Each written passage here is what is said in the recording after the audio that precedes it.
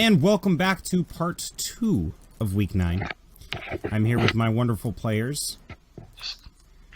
Grikaza, the memory of... we're going to leave you with the memory, but we're not going to continue that scene. We're just going to say that Grikaza had a good memory.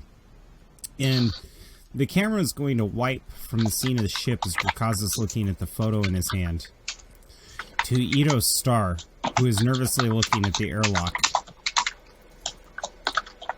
Wait, Laren says. You mean to tell me that those blue little shits are coming over here to fix this ship? There's nothing wrong with it.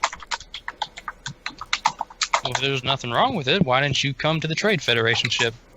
I tried. I'm not the best pilot, okay? It's space. There ain't a lot of things you're gonna hit out here. There was a ton of debris. I was flying through a battlefield. Thank you very much, sir. Mm-hmm. I think as he says that, the smell of stale alcohol comes off his breath. Mm.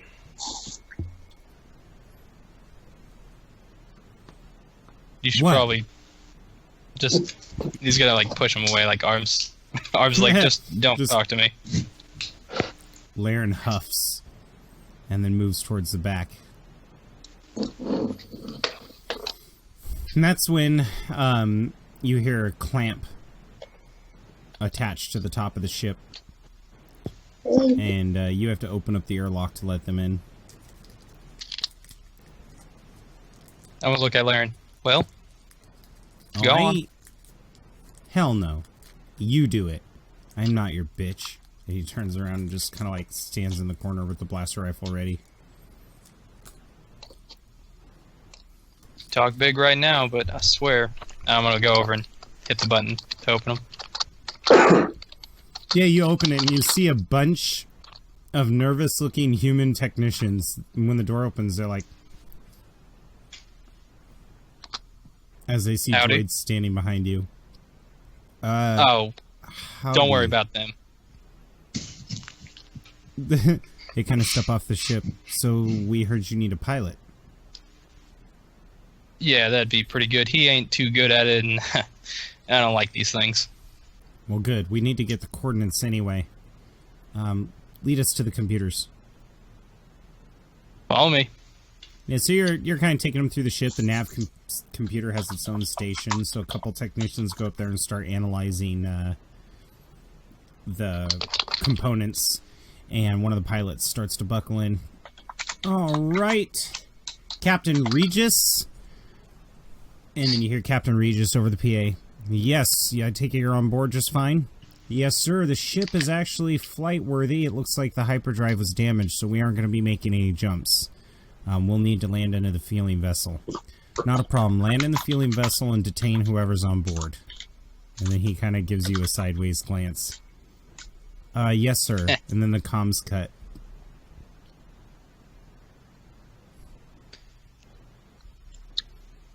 Did he just say what I think he said? Sir, I think he wants us to detain you. I'm gonna pull out my badge, I guess is what I would carry. You see this? Yeah, they have no idea what it means. You can tell that they've never seen one, which shocks you. Law Enforcement Guild. Private investigator. I have jurisdiction here. I need you to roll a... Would that be a negotiate? Yeah, I think it's negotiate against 2 purple. Okay.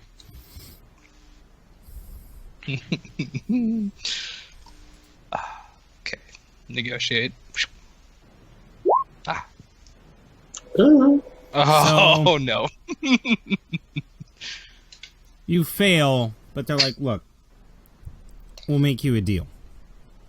You detain that guy and we'll say he's with you and that we saw no need to detain you. Sounds perfect. Awesome. And then you hear this thing that says, launch sequence initiated. That son of a bitch, and I'm going to start running towards it. You start running and you see the escape pod going, and Laren's like, bye-bye, as he's got Can I take a quick shot? Yeah, oh, yeah. Are you stunning him, or are you shooting? What are you shooting at? I'm going to shoot a stun bolt at him. Okay. I'd like to see this. He's got partial cover because the doors are shutting, which is black, but he's at 2 purple range. No, short range. It's a small-ass ship, so just 1 purple. So one purple. If you miss, he's going to shoot back. No, I got you. And use my weapon. So... Yes, and would you also like to use those 3 boosts for yourself? Yes. Alright, so go ahead and amplify the 3 boosts on your side. Because you're going to need it if you want to stun him. I know this is not going to go good, but... Yes. Okay. You failed to stun him. Yeah. Like, it hits him, but it doesn't stun him. But I'm going to say it definitely causes him to drop the blaster. And the doors are like... Would you like to roll in athletics to try to jump in there? I will try. I don't think the old bones can do it, but 2 purple, 1 black. 2 purple, 1 black. Because I still consider this part of your movement. Okay. Oh. The threat is that as you jump in and the door's shut, your duster rips. Now like right at the bottom? Now it's knee high. And okay, Laren as Laren picks up the rifle. Yeah, go ahead. Describe how you jump in. Just remember that your duster's going to get torn. I hear it rip, I roll, and I look at him, and I'm just pissed off because this duster is like the only thing that I own. Shoot him in the head. He picks up the blaster. He picks up the blaster and points it at you, and says, "Well, at least you have your hat." And then reaches over and hits a button. God damn it! Okay. And then the lights go out, and he's like, "Oh."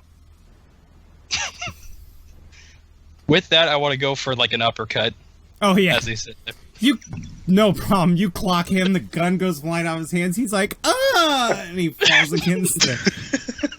And from there, Edos, a problem that he had, for everybody to know, problem he had is police brutality kind of thing. So he gets on top and starts railing on fucking Laren to knock him out.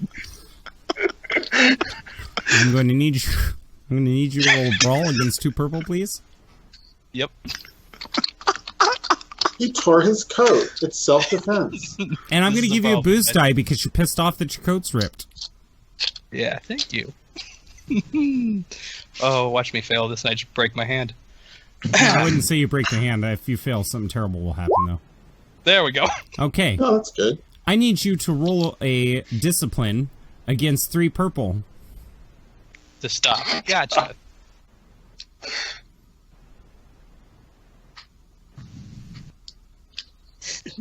Okay. Hey!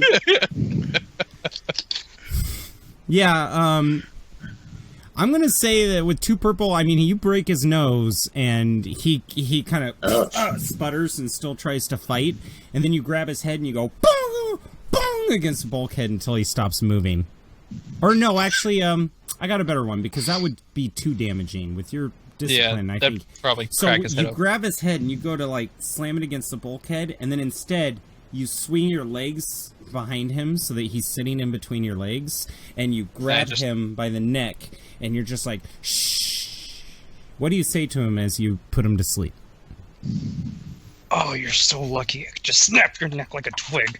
And he's like, I've got money. And he passes out. And then with that, I'm gonna like just throw him and like kick him away from me because I'm just so pissed. Just and that's when you see a data card fall out of his pocket. I'm gonna grab it and I'm just. It's got Trade Federation. It's got Trade Federation's coding all over the top of it. This is what they needed. I'm just stuffing it in my pouch. Yeah, you go to put it in your pocket, in your overcoat, and it falls out and hits the floor. Just gonna kind of like kick his body while he's just out. He kick him and he goes. gonna grab the card and put it in my ammo pouch. Yeah, not a problem. Like on your bandolier. Yeah, and can I open the door? It appears that at some point there's an error on the door and it's giving you a message. The escape pod has been fused to the ship. So you can open the door, no problem. But apparently it had suffered a high altitude atmospheric approach. And a lot of the couplings have been fused. And no one's fixed it. That's So fine. you open it and there's a few of technicians looking over. And the moment the door opens and they see you, they... And there's this strip of leather laying on the ground in front of you. I'm gonna grab the leather, just roll it in my hand, and then grab its legs and just start dragging him back in. Yeah, he's like thunk, thunk, thunk, over every uneven surface. His head's just bobbling around. He's got blood coming out of his nose. And the pilot goes, "All right, officer, we've been cleared for landing. I take it you detain..." And then his voice kind of trails off as you're dragging him in by his legs. Y'all have any binders? We've got technician ties, and then they hold up a pack of zip ties for cabling. I'm just gonna get in, just zip tie his hands together. Yeah, you zip tie his hands together, no problem. And with that, I'm going to sit down, grab one of my smokes, and just start smoking. You notice that he does have a data pad on him. I'll lean over and just grab it, and as I'm smoking, just start scrolling through it. As you're scrolling through the entries, you can see that over the past few days, he's been downloading all the schematics for the ship and sending them to offshore email accounts. And you also notice that he's been trying to search your name up on the HoloNet, but isn't finding anything.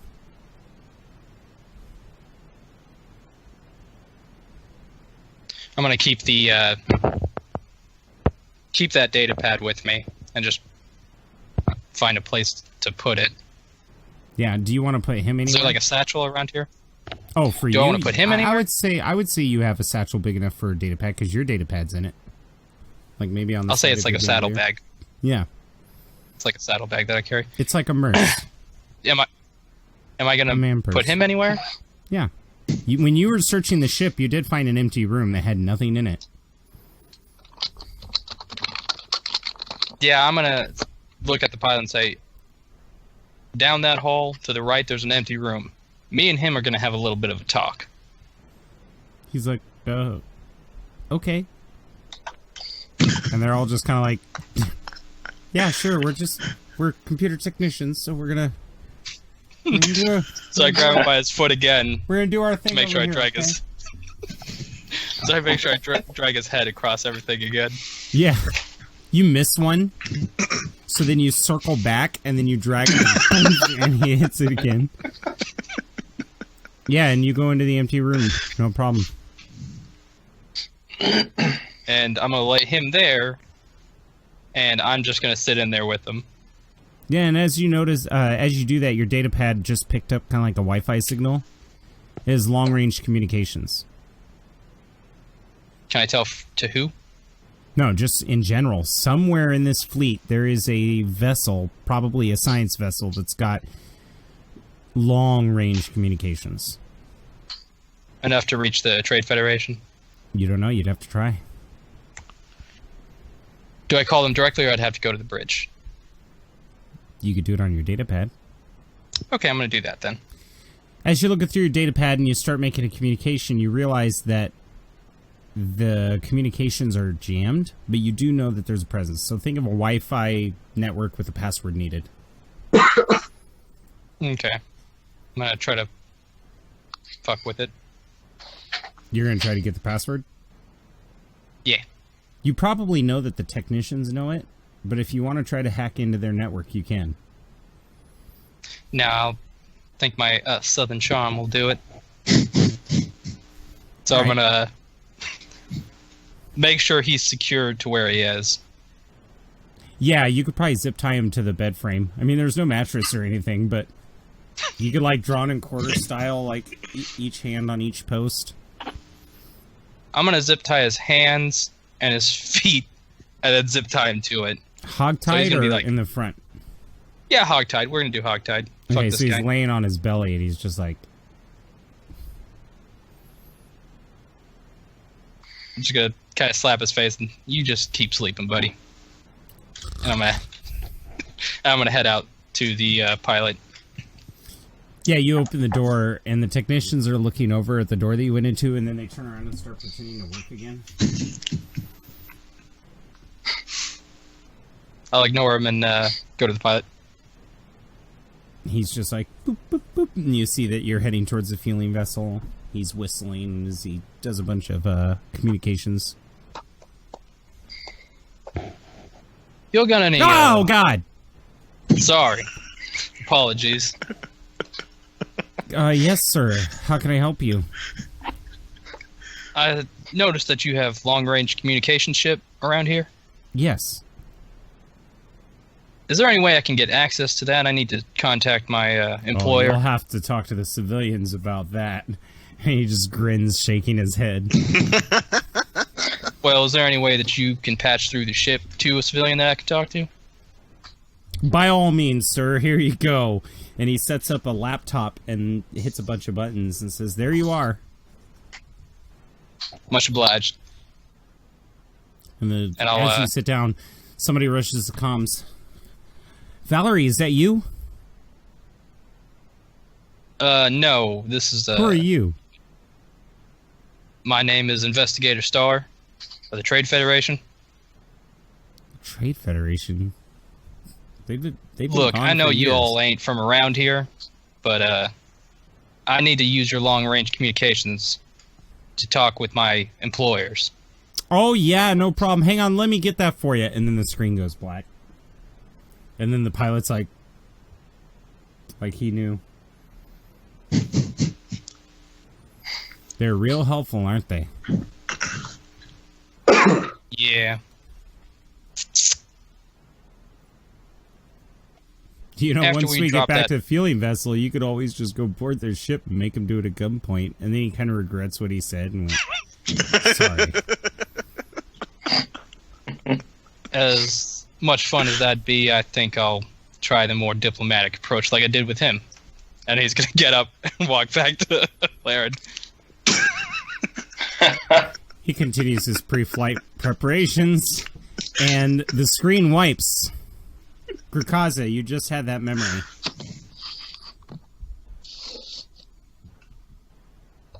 Standing there in your room, and you hear a "Beep-doot" coming from your door. I go over to it and I open it. Mick is standing there, and he's like, "Hey, champ, look, I need your help with something. You're good at repairing electronic circuits, right?" I've been known to. And he pulls out a schematic. See this electronic circuit I'm working on? I've got a burnout here and some scarring here. How would you recommend to solder these wires together so that I don't cause a over-amplification or maybe even a shortage of power? Hold on, what am I even working on? You're not working on anything. You're helping me work on something. Some of my electronics got fried in the battle. Oh, okay, fair we enough. didn't get to sit down like you on the nice, comfy frigate. We had to actually, board an interdictor and kill stormtroopers. With that comment, I stand a bit taller and I just glare at him. Right. Not the time for jokes. I apologize. I just kind of point out to where he should start soldering, and I make recommendations based on the circuit type and the wiring that I see. Excellent. Thank you. Would you like to roll a mechanics check to see if you could recognize what it is? Yeah, sure. Yeah, roll a mechanics check against 3 purple. Only because the damage was pretty bad.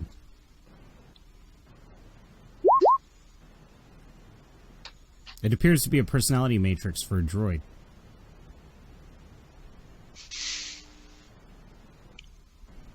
So I kind of just like gingerly hold one end of the circuit board and I say, "Where did you get this Well, from?" it's a schematic.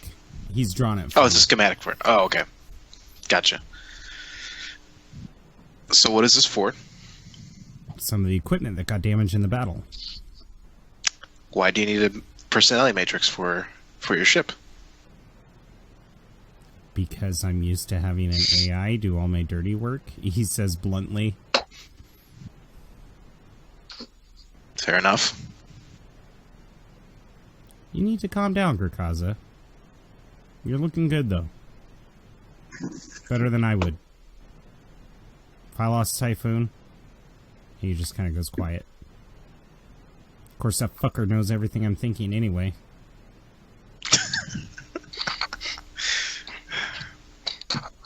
I know what you mean. Well, I feel for you, bud. Well, off to the hangar. I've got some work to do.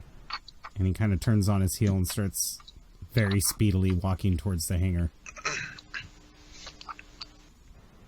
I just kind of shake my head and go, "God damn, Mick," and then I just walk back inside. Meanwhile, And then Tumpo and... Oh, go ahead. Sorry. I was just going to say, and then I just kind of start fumbling around for a communicator that I've lost somewhere to try and actually get up and start helping her with repairs. Yeah, I think your comlink, you threw it across the room when they were trying to message you and they were bothering you in the moment of your strongest grief. And you find it lying on the ground. Okay, I pick it up and I hail engineering and I try and ask for a head count for a status report. While we're doing the best we can, we didn't lose any crews during the attack. We've been waiting for Jebediah. He was supposed to bring back some equipment, but he's working in the hangar right now. He says it's more important currently. Okay, well, if you can get somebody to go talk to him, I'll head over myself to... Why not? No offense, sir, but he's been on a warpath. And since you're the lieutenant, that means you're the one in charge. You are, after all, lieutenant of the Ruxaray, right? The guy kind of raises his brow like he knew you got... He suspected you might have got a promotion when Corrin passed. I stay silent for a moment and then I reply, I guess so. No offense, sir, but I'd be overstepping my bounds. And the last time I did that, he lifts up his arm and shows a cigar burn. Ah, gotcha. He's a man in grief. I'm sure you can understand. All too well. And I close comms. So Valerie and Tumpo, where did you guys go after you spoke with Grakaza? We were going to Jeb to see Jeb to kind of clear up all of this other stuff and get them to work together so we can get the engines working again. Yeah, so as you're approaching the hangar, Typhoon sees you approaching and he holds his hand up and he's blocking the hangar door. And in your guys' mind, you hear, "Excuse me, what business do you have on the hangar?" We have to talk to Jebediah, and at that point, Valerie kind of walks by. He stops you. "I'm sorry, but Jebediah's gotten permission from the commander. He's to be undisturbed as he's doing his work on the hangar. And the commander has stated due to the last, well, hijacking of a vessel by Valeria, he is not allowing anyone into the hangar unless they have military rank. And last I checked, Valerie, and Mr. Poe, you do not. Or is it Mr. Is there Poe? something off about him? No. Not off. I mean, he's acting the way he always has, but he's an alien from wild space, so. Very, very, very tall, very buff, but very passive and peaceful. He's not like a Wookiee. He's very passive and peaceful, and he only communicates through telepathy. Well, am I familiar with his? Yes, his species. These guys are known to be great counselors. They really, in fact, they have a faith on their planet where they don't believe in war. I have a question about, I guess maybe the use of a light side point. Okay. I would like, in recommendation to Typhoon mentally, to tell him we really, really need Jebediah and Grakaza to work together. And I would like to say verbatim, entirely by accident, we will never accomplish this if we don't work together. Typhoon nods. Go ahead and spin that light side. I like that. From Grakaza's memory. Did I do it?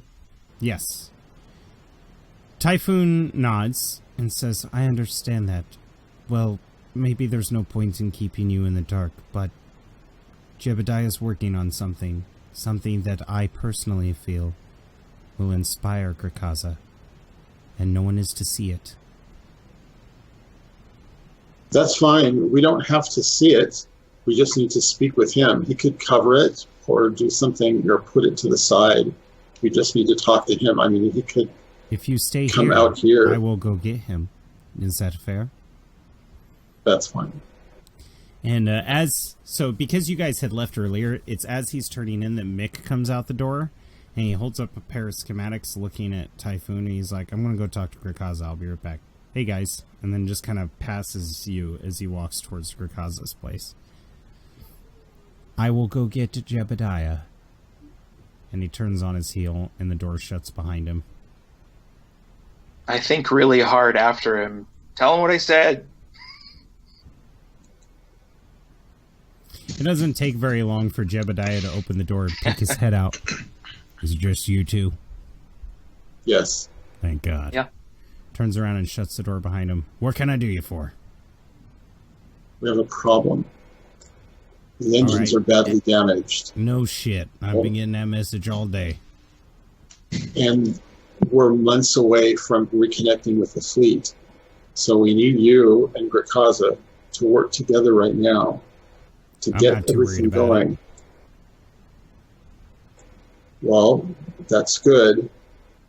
I know the two of you have not seen eye to eye as of late. He narrows his and eyes. I meant reconnoitering with the fleet.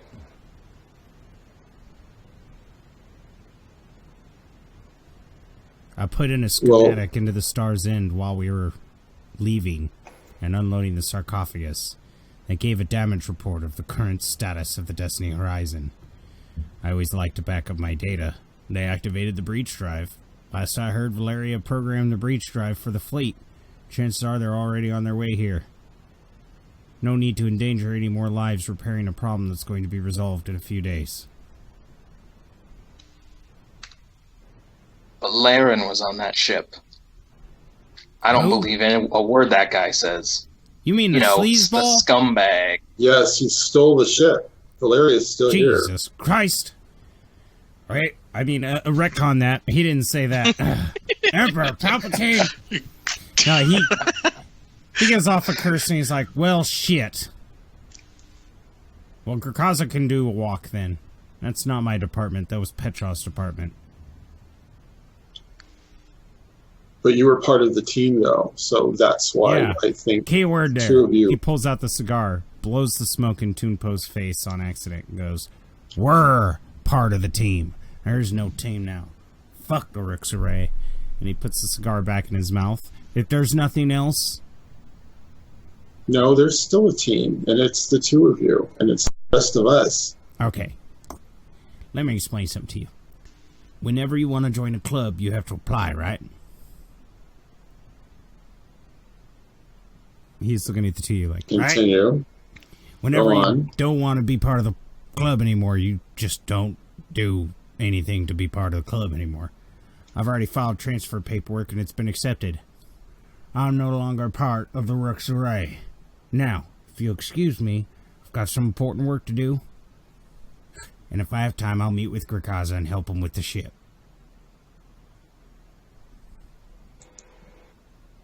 All right.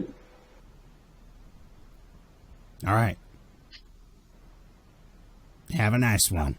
He tips his little ball cap that he's wearing and then steps back into the hangar, and Typhoon takes his place outside of it.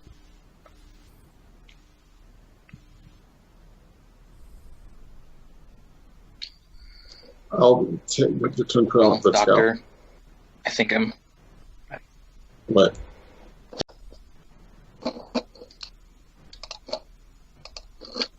Sorry, I broke up. You broke up on that. No, what? Let's. So she'll just kind of like take you by the arm and move you down the hallway away from the door. And then we're going to have to find another way to get the work done on the ship. There's got to be something else that we can do.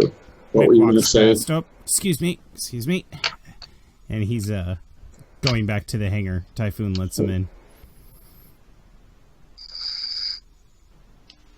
Well, I don't know what they're up to. Grakaza, at this point, are you coming out of your room? Yeah. Yeah, you guys see Grakaza coming down the hall. Oh, hi. Well, we tried to talk to Mick, or to Jebediah. He wasn't much help. That's what I've heard, and I just walked past them. Are you going towards the hangar? Yeah. Yeah, you're standing there, and Typhoon looks at you, and if he could smile, he would. And in your head, in all of your heads, because he's been projecting so that you guys can hear him. Ah, Grakaza, good to see you around. Mick said you were See you coming. too. He did. Yes, he said he's pretty sure the statements that he... You know, never mind. I understand you want to speak with Jebediah. If that's at all possible. Yes, I think secretly he's been waiting for you. Alright, well, can you at least ask him if he wants to see me? I don't have to, I can read minds.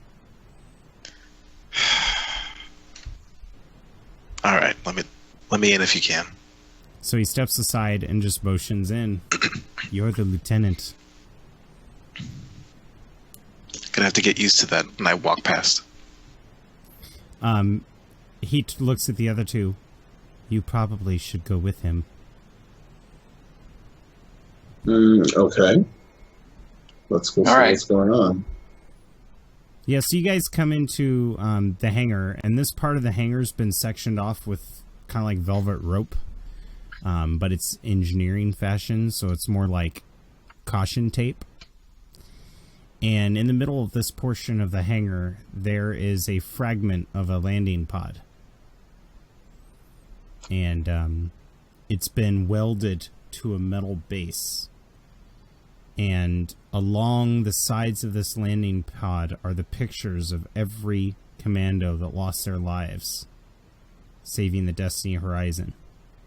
And at the top of the landing pod on the wing, the emblem of the Rook's Ray has been fixated on it. And there's a gentleman standing there signing some paperwork at a table as another emblem is being lifted and fashioned to the top of the landing craft. Jebediah looks over and goes, "Well, shit," and hops down. "Sorry, LT, I was hoping you wouldn't see this quite yet." And he pulls his hat off. It's okay, Jeb. It's okay. I don't know just if kind of you've stare at heard, it. but Zoran's ordered that the Rook's Array be disbanded, given the amount of losses that it's suffered. But he would like you to head a new group. And he hands you a rope that's attached to this sheet that is covering this metal that's at the top of the landing craft. I look at him, just not necessarily blankly, but just with a very heavy look on my face, and I just look over back at the rope and I pull. You pull, and as it comes down, you realize that the emblem's a black bird on this giant metal backdrop, and it says Reed's Ravens. And it's got like the 117th Reed's Ravens.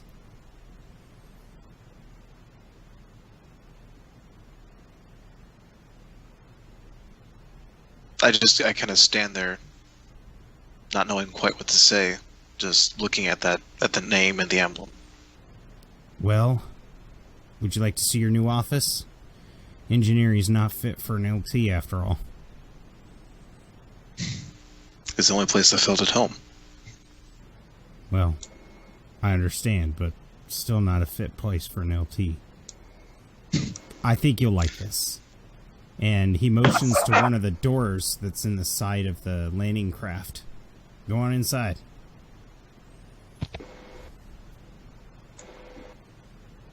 I open the door and peek my head inside. Lavish isn't exactly the word. It's very utilitarian. It looks a lot like the engineering bay. Lockers instead of dressers. Some of the mechanical equipment. But you have your own war table.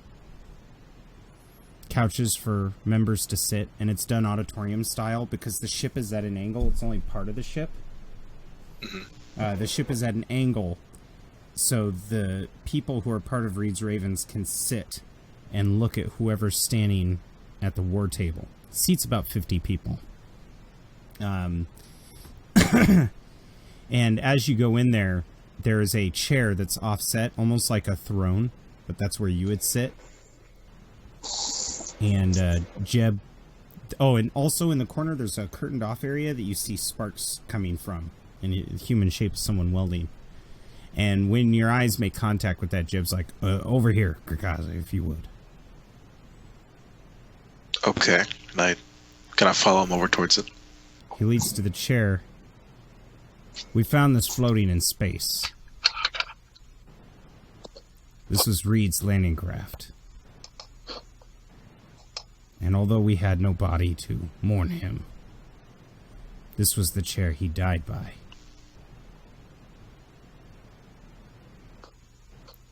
I think... I look at the chair. Oh, go ahead. Go ahead, sorry. Given the circumstance, it would be appropriate if we remembered it, that he held his own, and this was where he stood his final ground.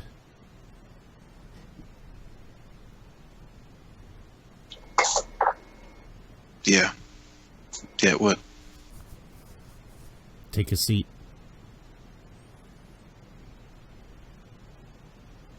I don't know that I can. Understandable.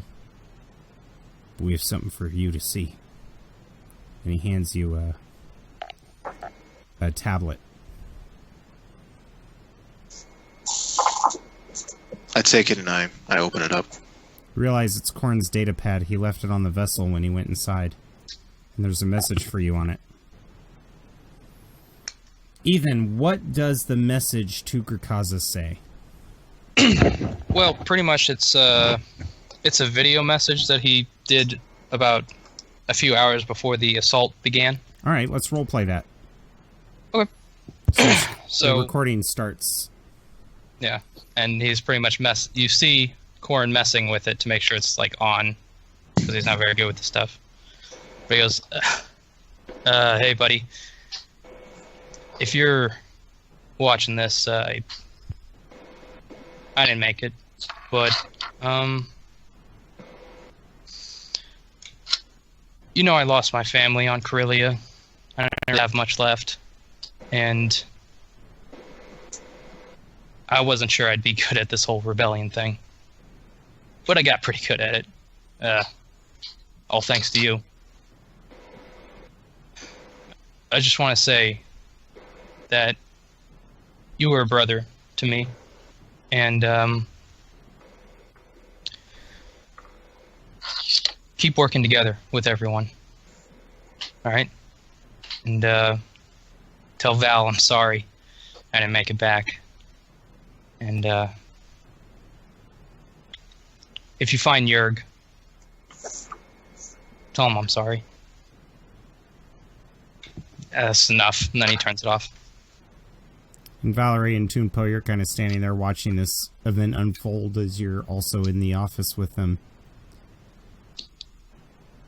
Jeb goes, I tried checking in on you, but I could tell that, well, I guess every time I came to see you, I couldn't find the words to say.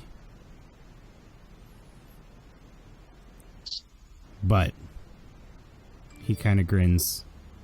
I do have some exciting news to tell you. We think he may have What is it? gotten the bastard. You don't mean Thrawn. He smiles and then points to above the chair, like right above where you would sit. We found it floating out in space. And it's an Imperial officer's vibrosword. At this point, I just and I just start laughing. And as you're laughing, the curtain draws back, and Mick steps out, and he's got a smile on his face. Yeah, we thought you'd like this. And then you hear, let me see him. I know I'm not ready, but I'm a secret casa.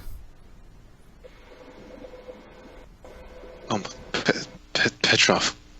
And then Mick grabs the curtain and pulls it back. And you see Petrov is laying, like, he looks pretty bad. He's been stitched together. But the doctor is there, and he's like, oh, pleased with his work. And much of his body has been badly damaged. Cybernetic legs and arms. And you see wires of his open scalp as they're trying to repair some of the circuitry. And he holds his hand out. I grab it. We have lost too many brothers. I am glad we did not lose you.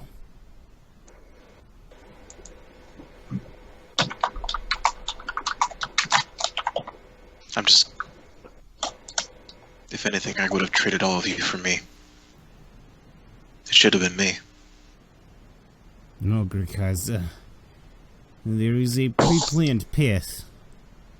I understand this more than anybody because I am, after all, a droid. But the real leader of the group, the real glue of the group, he has always been Grikaza. Typhoon told me you have picture. Let me see it. I kind of reach into my pocket very shakily and hand it to him. Look at picture. Yes, Corin is present. O'Brien is present. I am present. Jebediah, that prickbag over there, he is present. But in center of picture, Krakaza, arms open, holding everyone together. Krakaza worried about an unknown rookie to name entire squadron after such a petty loss. Krakaza, who inspired such words from Commander Reed, who did not even leave a departure message for anyone else. Krakaza, who always takes care of his people. You have always been the leader. Even if Reed was the commander. Where he excelled diplomatically, you excelled emotionally. And then Mick's like, I gotta shut him off. He can't be up this long. I look at him and I say, I'll see you soon, buddy. Understood. And they turn him off. And Mick kind of lowers his head. It's Petrov who destroyed the interdictor. He gave me a data pad with some schematics, and I didn't know if I could trust it. And Typhoon and I were cornered. And somehow he just logically placed where the maintenance tubes should be in order to access the engines, and he's the entire reason why it was possible. I couldn't leave him behind.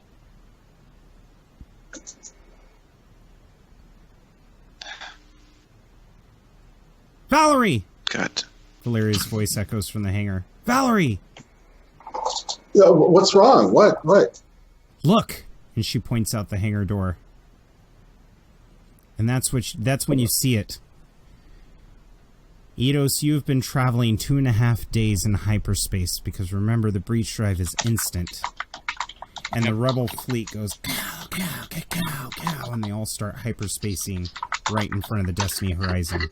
the fueling ship, the science vessels, the Corellian corvettes, communication craft, the botany labs. All just pow, pow, pow, pow. And leading them is the Star's End. And as the entire fleet arrives, the scene cuts. The polished black interior of a battleship. And one of the communications officers leans forward and goes, "Oh no, sir, something has arrived on our scanners." "What? There are more of them?" "We will get Laren later. Hold back. Disable weapons." And he narrows his eyes.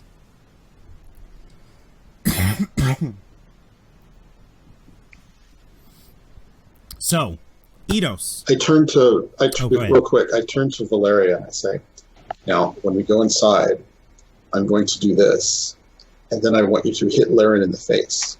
Is that okay? No, do you mind?" Valeria's like, "One moment, please." And she opens her satchel, and she puts on this fat pair of brass knuckles and taps them together. Hell yeah. Oh, good.